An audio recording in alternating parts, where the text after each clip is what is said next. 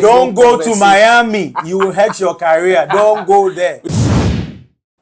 There's a big move about to happen at the trade deadline, and we finally know what it is. The De'Aaron Fox trade is about to go down. Welcome to another episode on the Put Back Show. It's been good to be back. We've been enjoying all of the basketball videos. Let's get straight into this one. My name is Slimon, and I'm here with Teddy for this one. The big move is about to happen. The De'Aaron Fox saga is a very interesting one. Let me just give you guys a brief description of how it has all gone down. Now, De'Aaron Fox, he's been with the Kings for some time now. He's been very good actually on the Kings. Now, for the past few months, there's been a little bit of rumblings that he's been unstable with the Kings because the Kings actually offered him a max contract. He said no, I think the money was too low. Him and the Citizens Rich Paul, they kind of said, okay, we are stalling a bit, and everybody felt like they were hardballing. True. And then he went on Draymond Green's podcast and he said he wants to be on a winning franchise. He wants to win a championship. And at the time, Mike Brown and the Kings were losing a lot. Like, they were out of the playing contention, nowhere near playoff contention, and it was really, really bad. Sure. And then there was a game where he had to defend the three-point line,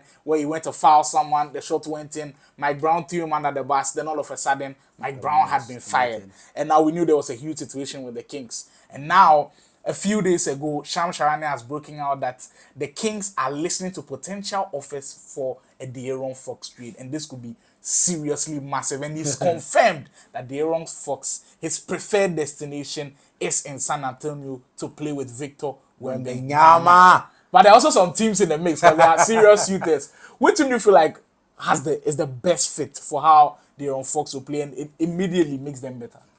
I think the Spurs just ring the correct bell. Because when you see how Fox and Sabonis have been making so much noise in the Kings, going to the playoffs, and now you have a seasoned player in the name of Fox, adding to what Wemby is doing. I think with the Spurs, they want to start early.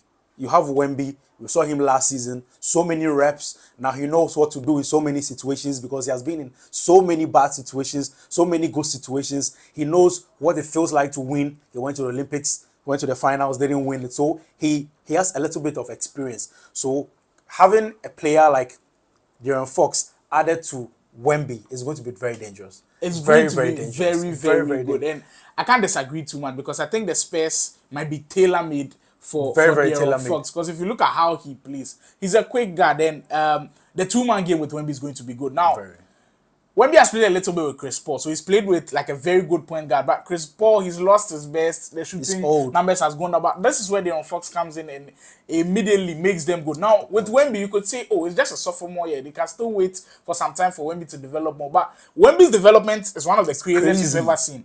First season, rookie of the year. Second season, he's literally a top 10 player in the NBA. So he's ready to go now. Yeah. It's like a win-now situation. Yeah. I don't know the kind of package that San Antonio will put together for this guy, but it's crazy. But it's not only the San Antonio Spurs that are in the equation.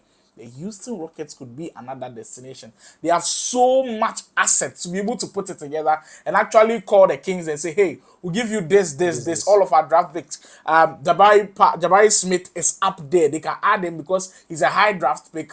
He's valued so highly by other teams. If they add him to that trade, it's good. Tyree Eason, who's been Holiday. Good. You see, like, there are so many players, and I know Amen Thompson is playing well, so they are definitely not going to add him. And Jalen Green just signed a contract, so they can't add him as well. But the potential of having De'Aaron Fox on that team, and possibly even adding Fred VanVleet to the deal, because VanVleet is older and everything, it makes the Rockets look like a really good team. But there was a report out there that the Rockets want to ride out with this roster and see how it goes in the playoffs. But I think the prospect of him going to the Rockets is also not a really bad one. I feel like they feel VanVleet is not a long-term decision.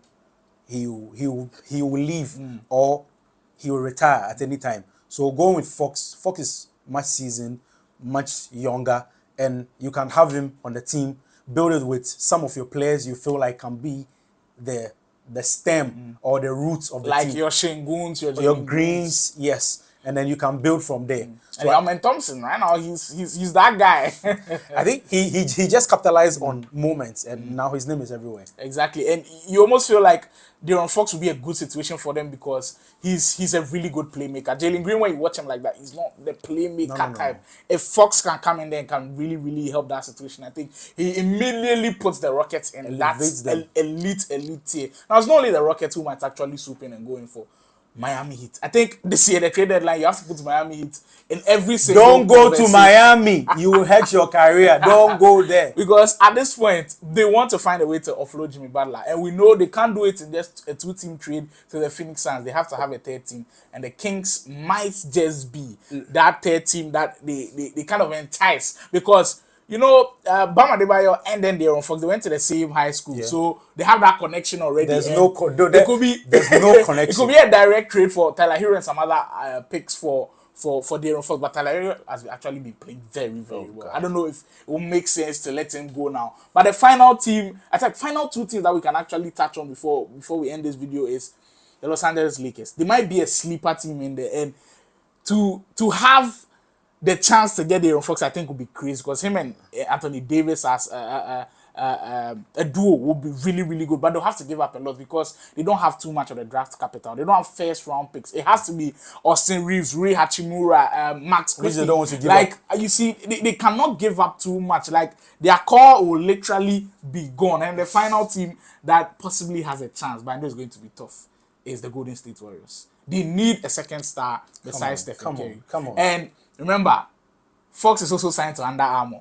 That is Stephen Curry's brand. So Rich there's Paul, a little bit of Rich a Paul is also under his management. it's like an interesting correlation right there. But I think the perfect fit for him, there are two places: San the Rockets Antonio.